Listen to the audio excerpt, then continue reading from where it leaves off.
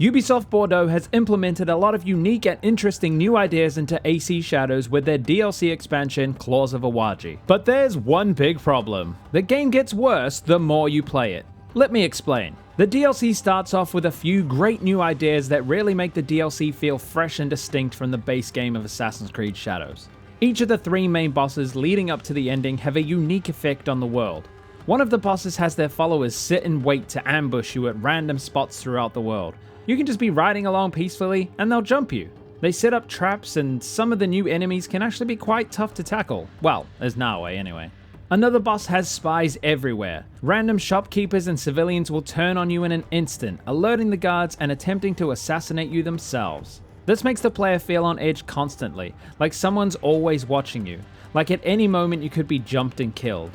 The hunters have become the hunted. It makes the world feel like it's closing in around you. You feel as though there is always something going on, even when just traveling from point A to point B.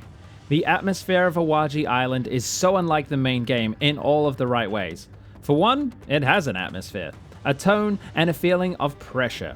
The other main boss has roadblocks set up around the world, but in all honesty, you can just ride around them. A minor inconvenience, really. So you're thinking, that all sounds great. What's the problem? Well, my friend, once you kill one of these bosses, their effect on the world vanishes instantly. Once you kill the ambush boss, you no longer get attacked on the roads. You don't feel that there is a possible threat behind every tree every time you ride down a path. Once you kill the spy master, there's no more spies to attack you in the streets, so the cities lose their atmosphere as well. The daunting feeling of being hunted is gone. The fear instilled by the roads and the cities has vanished, and the game quickly loses the special feeling that this DLC had. That to me made it feel so much better than the base game.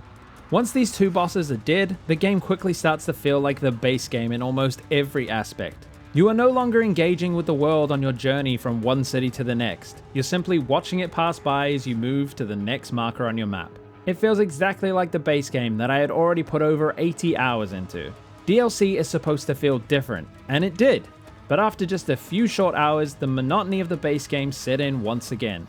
Especially when the path towards the 3rd boss is literally just hunt down yet another circle of nothing characters with no backstory, no character, and definitely no depth. This is meaningless filler that when combined with the loss of atmosphere, made me just feel like I was playing the base game content all over again.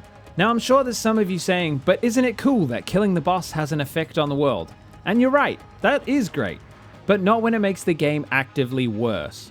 I propose that instead of making the spies and ambushes vanish, maybe they could have gotten even crazier, more erratic, and even tougher. Imagine a bunch of crazy ambush murder fanatics without a leader to organize them. They could start literally running towards you with firecracker bombs or something. Just let them go absolutely insane. The spies could come sprinting down the roads from all angles and attack you, creating an even more terrifying sense of dread. Make it get worse before it gets better. I don't know, these are just some suggestions, but I genuinely think the way it's done in the game just makes it less fun over time. I was really impressed by the way the game made me feel. I felt small, I felt on edge, and I felt like around every corner someone was waiting for me, regardless of whether they were or not. That's the kind of atmosphere and feeling they nailed, and then it's just gone. Not improved on or made worse, just gone. I do want to say though that I love the new things that Bordeaux added to this DLC. And I love that as a studio, they are really innovative and want to move the series forward. I can't wait to see what they can create with a full budget and project of their own. I don't know whether it was development time or budget constraints on this DLC, knowing that it wasn't actually going to sell much as it was sold for free as a pre-order bonus, but something just hasn't clicked together to make this DLC truly great. I did actually have fun, but the great pieces of the puzzle that they assembled didn't quite make a cohesive final product. As a free pre-order bonus, I am happy with my time, but for a $25 DLC, I absolutely do not recommend paying full price for this. Speaking of recommending, maybe you'd like to check out this other video I made on what I think the base game of Shadows did right. Thanks to my patron Alex Applegate, you're a legend.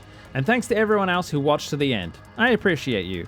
Comment the word sponge cake below to confuse all the people who click off early. Alright, sticks out.